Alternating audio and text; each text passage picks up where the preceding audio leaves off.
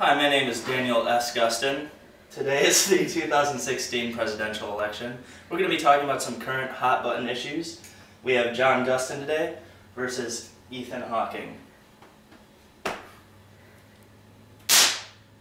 Alright, today we're going to be talking with members in the audience on three hot button issues: the war on terrorism, legalizing marijuana, and dogs versus cats.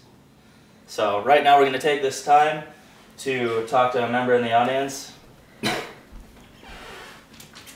Hello. Miss, what's your name? Fran. Fran. How do you feel about the war on terrorism? I'm not for it whatsoever, and I just really want to know what they think about it, like specifically, like any details that they have to say to every one of us. Mr. Gustin, you won the coin toss, so you can decide to go first or pass this off to Mr. Hawking. Pass it off to my partner, Mr. Hawking. I believe that we should severely reduce a lot of military spending because we're in a lot of debt. Mr. Gustin, can we have your rebuttal to that? This right here is the guidelines for my policies. And I believe in strength through power. And we need to keep building our military so we don't have any more terrorist attacks like the horrible events on 9/11. Alright, the next issue we're going to be talking about is a major issue in most family homes in America: cats versus dogs. We're going to go to a member of the audience. Sir, what's your name? John Kilborn from New Jersey. I am also from New Jersey. Dogs versus cats, sir. Dogs. Dogs? You sounded like that was hard to spit out. Is there any story you have that made that question so hard to answer? I had some gas station burritos and trying to hold in a poop. Okay. Poop. That's a big issue for most people when choosing dogs versus cats. So, because Ethan Hawking, you answered the first question last time, John Gustin, what is your take? Dogs versus cats?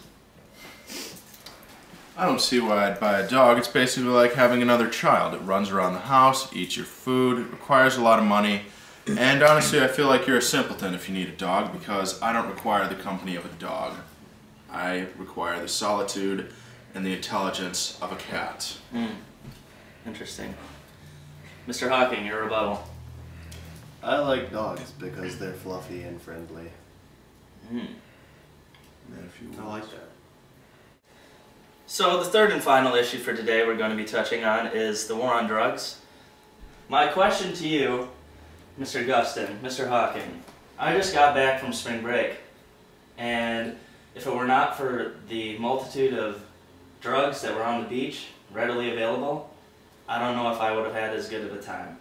So I want you to explain to me what your take on that is and how you feel America should deal with this war on drugs, or if we need it at all. Mr. Gustin. You know, a lot of people complain about how much the war on drugs cost, but you can't put a price on dignity. And people are not inherently good, but they're not inherently bad. So there need to be strict laws put in place so that people like you can't go gallivanting around the beach doing as many drugs as you'd like.